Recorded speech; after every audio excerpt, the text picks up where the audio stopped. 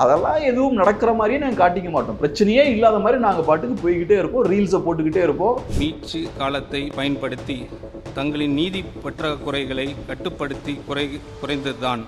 இந்த government form ஆன அப்பவே மக்களுக்கு அதிருப்தி சில பேருக்கு ஸ்டார்ட் ஆயிடுச்சு. ஏன்னா எல்லாரும் எதிர்பார்த்தது என்னன்னா ஏதோ ஒரு பெரிய மாற்றம் நிகழும், விஜய் அவர்கள் பவருக்கு வந்தாச்சுன்னா ஃப்ரெஷ்ஷான ஒரு கேபினெட் எல்லாமே அப்படி ஃப்ரெஷ்ஷாக இருக்கும்னு எதிர்பார்த்தாங்க. ஆனால் இங்கே பார்த்தோம்னா விஜய் ஸ்டார்டிங்லேருந்து இப்போ வரைக்கும் பேசவே இல்லை. பேசுகிற ஆட்கள்லாம் பார்த்து அமைச்சர்கள் எம்எல்ஏஸ்லாம் பேசிட்டு இருக்காங்க, அவங்கெல்லாம் குவாலிஃபைடாக இல்லை. ஆனால் தமிழ்நாடு அதற்கு நேர்முறையாக செயல்பட்டது. பவருக்கு வந்ததுக்கு அப்புறமும் பார்த்தோம்னா வெறும் நரேட்டிவ் மட்டும்தான். ஒரு சைடில் ஃபேக் நியூஸ் நரேட்டிவ், இல்லாத செய்திகளை ஃபேக் நியூஸில் ஸ்ப்ரெட் பண்ணிக்கிட்டு இருக்கிறது. இன்னொரு சைடில் பார்த்தா பெரிய எஃபெக்டிவாக இல்லாத விஷயங்களை பெரிய விஷயங்கள் மாதிரி ஊதி பெருக்கி காட்டுறது. முக்கியமான ஒவ்வொரு அடிப்படை சுட்டிக்காட்டிலும் கட்டமைப்பு ரீதியான பின்னடைவு சந்தித்தது. 2 வருஷம் கூட ஆகலை இந்த கட்சி வந்து. இவங்க திமுகவை விட இன்னும் பவர்ஃபுல்லாக மீடியாவை கண்ட்ரோல் பண்ணுறாங்க.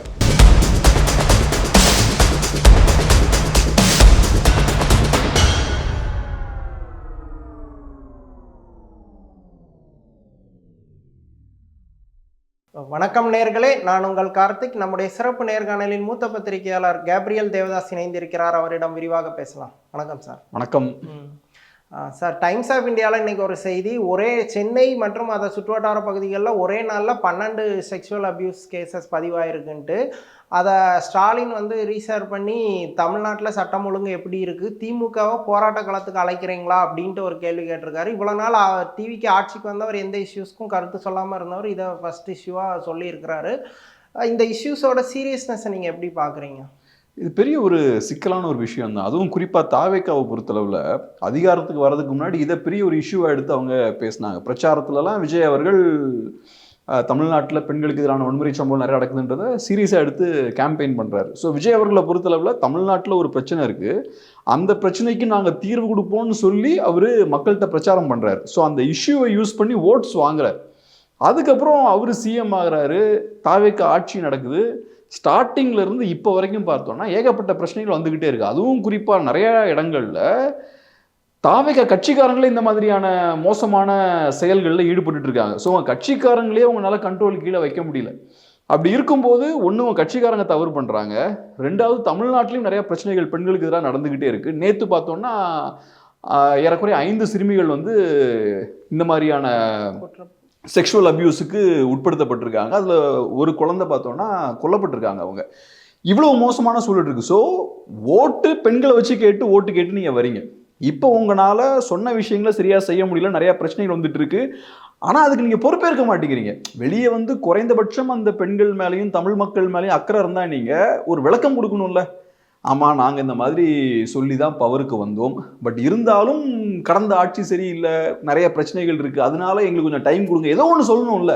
மக்கள் பாதிக்கப்படும் போது நீங்கள் குவாய்ட்டாக நீங்கள் உட்காந்துருக்கீங்க, எந்த பதிலும் சொல்லாமல் இருக்கீங்க. ஸோ அதனால் இவங்க இந்த விஷயத்தை ஹேண்டில் பண்ணுற விதமும் கரெக்டாக இல்லை. இப்போ நம்ம எல்லாத்துக்கும் காரணம் தாவேக்காதுன்னு சொல்ல முடியாது.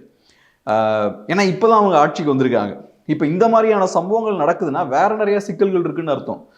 ட்ரக்ஸோட புழக்கம், கஞ்சா, இந்த விஷயங்கள்லாம் இருக்கும்போது தான் அதோடு சேர்ந்து இந்த மாதிரியான தவறுகளும் நடக்கும். ஸோ அது எல்லாத்துக்குமே தாவேக்கா தான் பொறுப்புன்னு சொல்ல.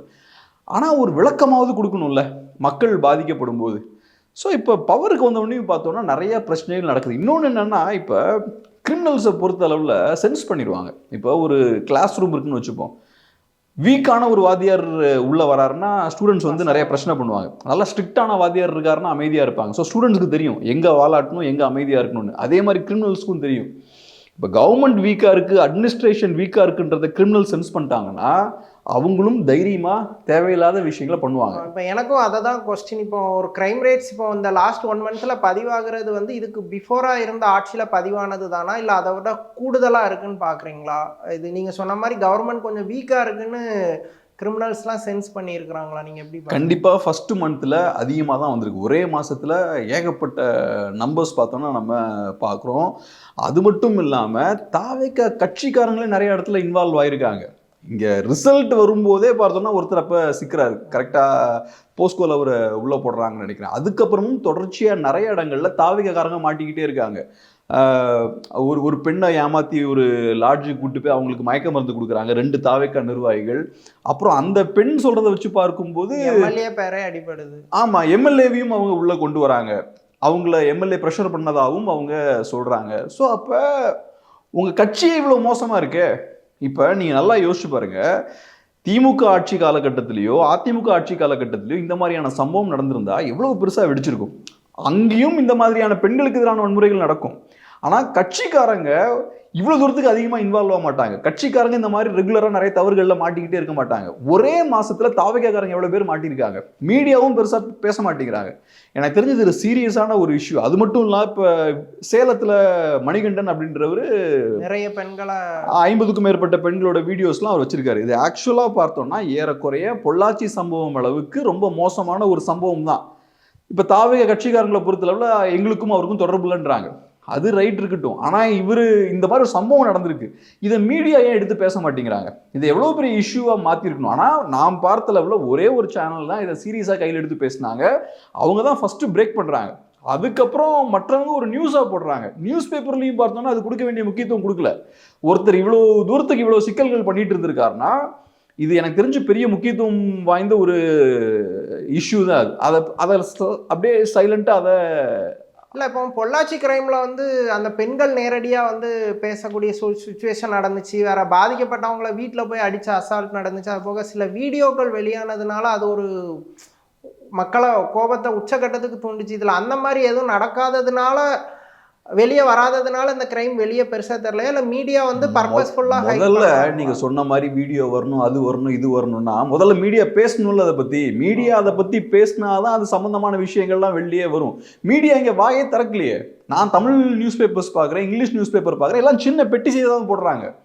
அது கொடுக்க வேண்டிய முக்கியத்துவத்தை அவங்க கொடுக்க மாட்டேங்கிறாங்க. ஸோ அதனால் இது ஏன் நான் சொல்கிறேன், இது மாதிரி திமுக இதே வேலையை பண்ணாங்க. திமுக மீடியாவை ரொம்ப கண்ட்ரோலில் வச்சுருந்தாங்க.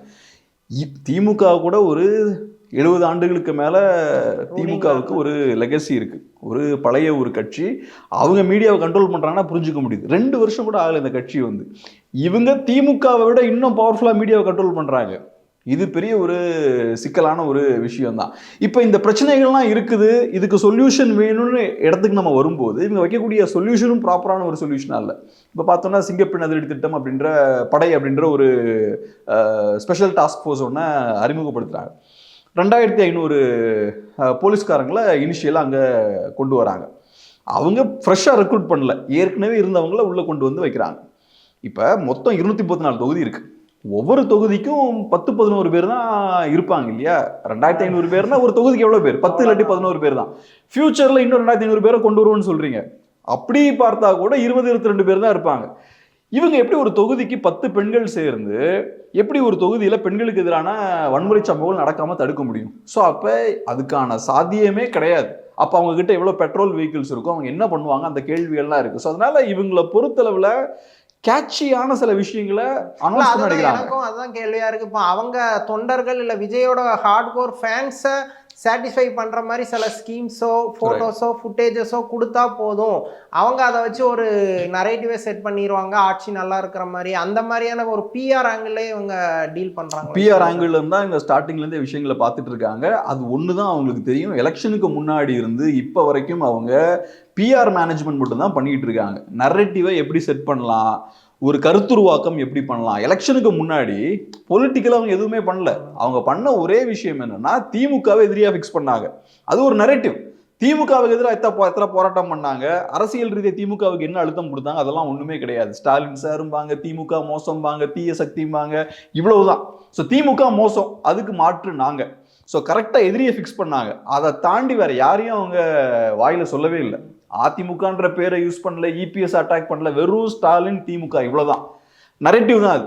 பவருக்கு வந்ததுக்கு அப்புறமும் பார்த்தோம்னா வெறும் நரேட்டிவ் மட்டும்தான். ஒரு சைடில் ஃபேக் நியூஸ் நரேட்டிவ், இல்லாத செய்திகளை ஃபேக் நியூஸில் ஸ்ப்ரெட் பண்ணிக்கிட்டு இருக்கிறது. இன்னொரு சைடில் பார்த்தா பெரிய எஃபெக்டிவாக இல்லாத விஷயங்களை பெரிய விஷயங்கள் மாதிரி ஊதி பெருக்கி காட்டுறது. இப்போ சிங்கப்பெண் அதிரடி படையை எடுத்துக்கிட்டோம்னா அது இன்ஸ்டாக்கு நல்ல மெட்டீரியல். இன்ஸ்டா ரீல்ஸ் நல்லா நீங்கள் பண்ணலாம். ஆனால் ஆக்சுவலாக நம்ம பார்த்தோம்னா மொத்தமே 2500 பேர் தான். நீங்கள் புதுசாக அதுக்குன்னு இன்ஃப்ராஸ்ட்ரக்சர் கிரியேட் பண்ணல. ஏற்கனவே இருக்கக்கூடிய ரிசோர்ஸை இங்கே இந்த பக்கம் திருப்பி விட்டுருக்கீங்க. ஸோ நீங்கள் புதுசாக இன்ஃப்ரா பில் பண்ணல. அதுக்கு அப்ப நீங்க என்ன செய்ய முயற்சி பண்றீங்க? ஏதோ செஞ்சோன்னு காட்ட முயற்சி பண்றீங்க. ஆனா நீங்க ஆக்சுவலா எதுவும் செய்யல. ஃபியூச்சர்ல 2500 பேர் எக்ஸ்ட்ரா ரெக்ரூட் பண்ணணும்னு சொல்றீங்க. அதுக்கும் டைம் லைன்லாம் இல்ல. என்ன நடக்குது நம்ம பார்ப்போம். ஸோ அதனால சீரியஸான பிரச்சனை இருக்கு. அதுக்கு இவங்க சீரியஸான சொல்யூஷனை முன்வைக்கிறாங்கன்னு பார்த்தோம்னா டெஃபினட்டா இல்லை. இவங்க எல்லாம் கரெக்டாக நடந்துட்டு இருக்குன்ற மாதிரி ஒரு தோற்றத்தை ஏற்படுத்த முயற்சி பண்றாங்க. ரெண்டாவது, இதை பத்தி பேசவே மாட்டேங்கிறாங்க. இது இப்ப கரூர் சம்பவம் நடந்தப்ப 41 பேர் இறக்குறாங்க. அதை பத்தி இவங்க பேசவே மாட்டாங்க. அதான் இப்போ கட்சியா இருக்கும்போது இவங்க குவைட்டா இருக்கிறதே ஒரு ஸ்ட்ராட்டஜியா பண்ணாங்க. இப்போ கவர்மெண்ட் ஆகிட்டும் அதே ஸ்ட்ராட்டஜியை ஃபாலோ பண்றாங்க. அது ஸ்ட்ராட்டஜின்ற விட அது அது கொஞ்சம் காட்டமான வார்த்தைகள் யூஸ் பண்ணா அது ஒரு தவறான ஒரு விஷயம் இல்லை. ரொம்ப ரொம்ப மோசமான விஷயம் இல்லை. ஒரு 41 பேர் இறக்குறாங்க. உங்களை பார்க்க இறக்குறாங்க. இறந்தாச்சு. நீங்க ஒன்றும் ரியாக்டே பண்ணாம சைலண்டா இருக்கீங்க. உங்க கட்சிக்காரங்களாம் ஓடி போய் ஒளிஞ்சுக்கிறாங்க. அதுக்கப்புறம் 1-2 மாசம் கழிச்சு கொஞ்சம் கொஞ்சமா வெளியே வரீங்க. வெளியே ஒரு மீட்டிங் நடத்துறீங்க. அந்த 41 பேரை பத்தி நீங்க பேசியிருக்கணுமா இல்லையா? நமக்காக 41 பேர் இறந்தாங்க. அவங்களுக்கு ஒரு சின்ன ஒரு அஞ்சலி ஏதாவது ஒன்று வைக்கணும்ல. அவங்க பேர் எல்லாத்தையும் சொல்லணும். நமக்காக தான் இவங்க இந்த மாதிரி இறந்துருக்காங்க. அவங்களுக்கு நியாயம் கிடைக்கிற வரைக்கும் நாங்க போராடுவோம். ஏதோ ஒன்று சொல்லணும்ல. எதுவுமே சொல்லாம அப்படி ஒரு சம்பவமே நடக்காத மாதிரி அப்படியே கடந்து போயிட்டீங்க. இப்பவும் அதே தான் நடந்துட்டு இருக்கு. இப்ப நேத்து 5 சிறுமிகள் அபியூஸ் பண்ணப்பட்டிருக்காங்க. தமிழ்நாட்டில் தொடர்ச்சியா பெண்கள் பாதிக்கப்பட்டு இருக்காங்க. நிறைய நேரங்களில் அவங்க கட்சிக்காரங்களும் இன்வால்வ்டு. அப்ப நீங்க என்ன பண்ணணும்? பொறுப்பா நீங்க ஒரு ரெஸ்பான்சிபிளா பதில் சொல்லணும். இவங்க எப்படி பாக்குறாங்கன்னா, நம்ம பதில் சொன்னாலே பிரச்சனை இருக்குன்றத நம்ம ஏத்துக்கிறோம். ஆமா, சோ பிரச்சனையே இல்லாத மாதிரி நான் கடந்து போய்கிட்டே இருப்பேன். 41 பேர் இறந்தப்பவே நான் பாட்டுக்கு போய்கிட்டே இருந்தேன். அப்ப இவங்க ஒரு புது கட்சி, ஒரு பவர்ல இருக்க கட்சி கூட கிடையாது. இப்ப பவர்லயும் இருக்காங்க. ஊர்ல ஏகப்பட்ட பிரச்சனை இருக்கு. அதெல்லாம் எதுவும் நடக்கிற மாதிரியே நாங்க காட்டிக்க மாட்டோம். பிரச்சனையே இல்லாத மாதிரி நாங்க பாட்டுக்கு போய்கிட்டே இருப்போம். ரீல்ஸை போட்டுக்கிட்டே இருப்போம். ஆனதை பாருங்கன்றாங்க. ஸோ இது அவங்களோட ஆட்டிடியூட காட்டுது. ஓகே, இப்போ நீங்க சொன்ன மாதிரியே இப்போ கரூர் விஷயத்துல ஆரம்பிச்சு இதுக்கு முன்னாடி எந்த விஷயத்துக்குமே ரியாக்ட் பண்ணாமையே இருந்து அவங்களால ஆட்சியை பிடிக்க முடிஞ்சது. ஏன்னா மக்கள் விஜய் ஒரு அளவுக்கு மீறி நம்புனாங்க.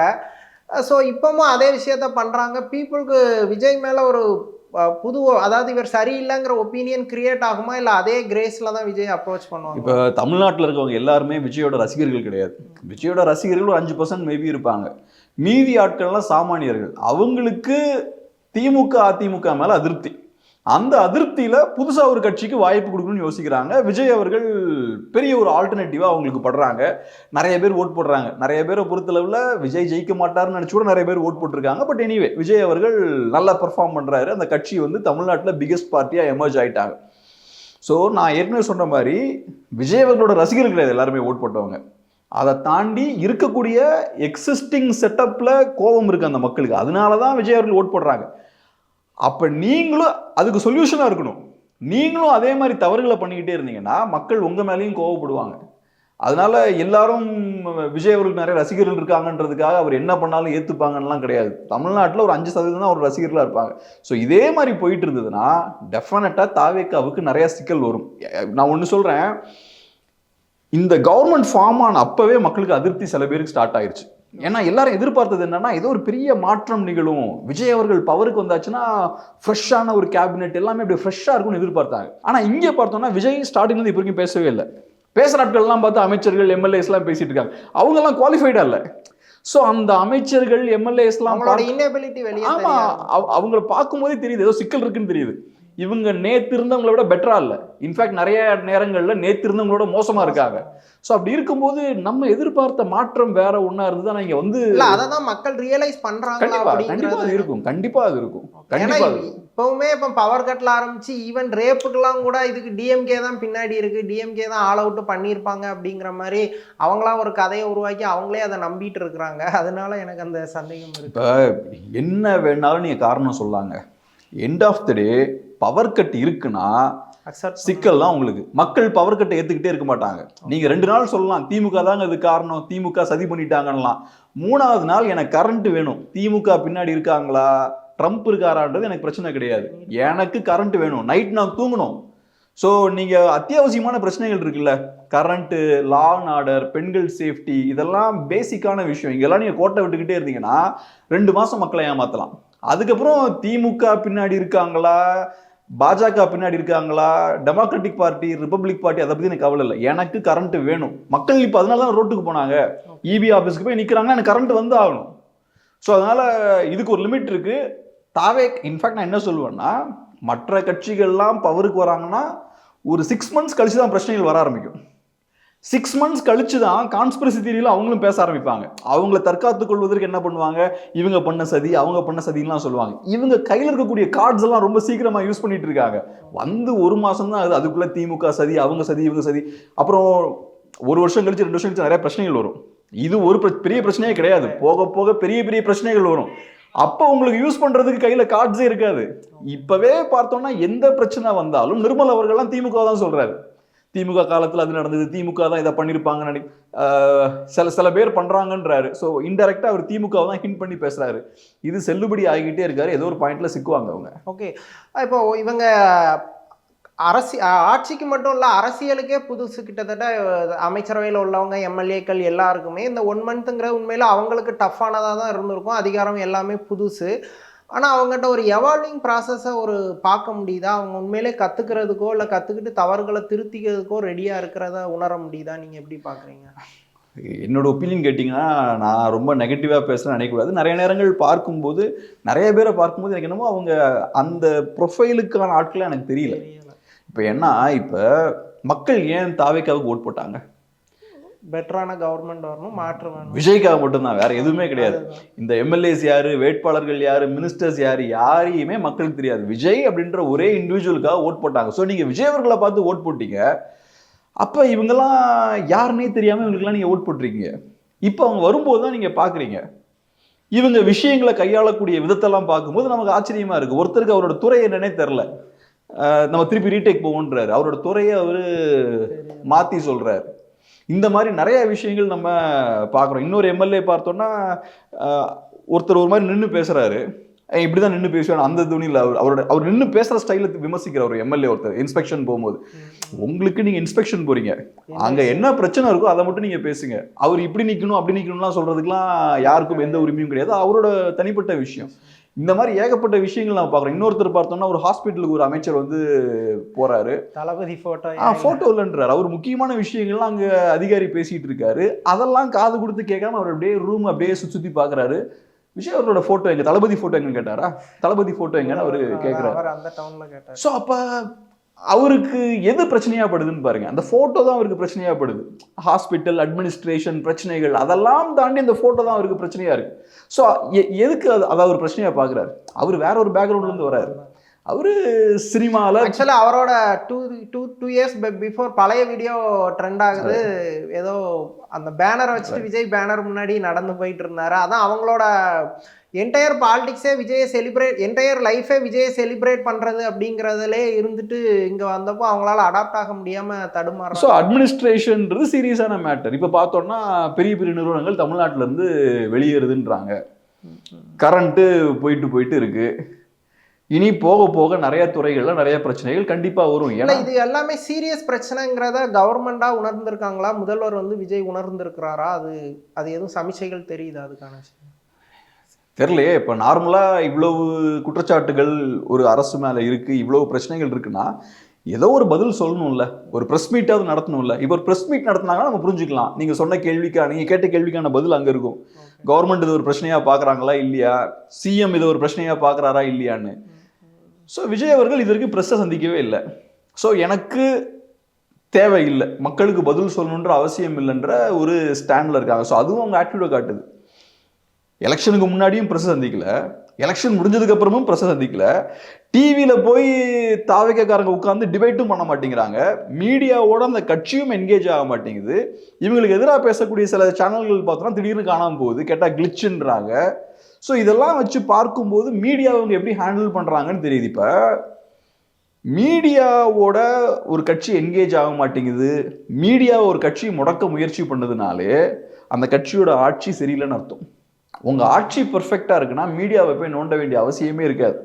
ஏன்னா உங்க ஆட்சி சிறப்பா இருக்குன்னா மீடியானால குறை கண்டுபிடிக்கவே முடியாது. ஆனா உங்ககிட்ட நிறைய பிரச்சனைகள் இருக்கும் பட்சத்துல அப்ப மீடியா அதை பேசுவாங்க, நீங்க மீடியாவை முடக்க வேண்டிய இடத்துக்கு தள்ளப்படுவீங்க. இங்க ஏறக்குறைய அதான் நடக்குது. இப்ப எனக்கு ஆச்சரியமான விஷயம் என்னன்னா, வந்து 1 மாசம் தான், 1 மாசத்துல சீரியஸ் இஷ்யூஸ் வரவே இல்லை. அதுக்கு போக போக நிறைய பெரிய பெரிய இஷ்யூஸ்லாம் வரும். எந்த கவர்மெண்டா இருந்தாலும் போக போக பெரிய இஷ்யூஸ் வரும். திமுக பீரியட்ல ஓரளவுக்கு எல்லாத்தையும் மேனேஜ் பண்ணாங்க. மீடியா நரேட்டிவ்லாம் பெருசாக கண்ட்ரோல் பண்ணாங்க. அவங்க மீடியா நரேட்டிவ்லாம் கண்ட்ரோல் பண்ணும்போதுமே கூட நிறைய இஷ்யூஸ் வெடிச்சது. அதை தாண்டி போச்சு. ஏடிஎம்கே பீரியட்ல சொல்லவே வேண்டாம். ஸ்டார்டிங்ல இருந்து எண்ட் வரைக்கும் ஏகப்பட்ட இஷ்யூஸ் போய்கிட்டே இருந்தது. இவங்களுக்கும் டெஃபினட்டா போக போக இஷ்யூஸ் வரும். ஸோ இப்பவே பார்த்தோம்னா அதை ஹேண்டில் பண்ண அவங்களுக்கு ஏகப்பட்ட சிக்கல்கள் இருக்கு. இவங்களுக்கு இருக்கக்கூடிய ஒரே ஸ்டாண்டர்டான பதில் திமுக, எல்லாத்துக்கும் காரணம் திமுக. இது இப்படியே ஓட்டிட்டு இருக்க முடியாது. இது கண்டிப்பா அதுக்கு ஒரு லிமிடேஷன் இருக்கு. ஓகே சார், தமிழ்நாடு அரசியல் குறித்து பல விஷயங்களை விரிவாக பேசுனீங்க. ரொம்ப நன்றி. நன்றி.